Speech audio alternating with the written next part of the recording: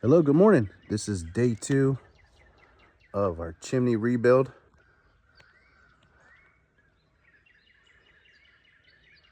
So unfortunately, yesterday, right before lunch, I was cleaning that roof up there.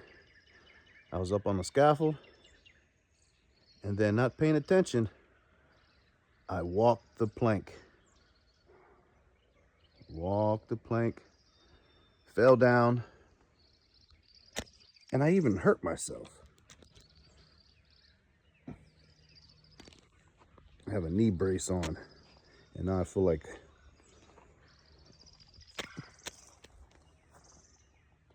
yeah. So I feel like Humpty Dumpty right now. I sat on the scaffold and I tumbled down. So at least I didn't break anything. Went to the doctor and orthopedic doctor, and so far nothing's broken. So I'm not sure if I'm gonna be able to climb up there because it hurts pretty bad. All right, until next time, I'll try to get to work.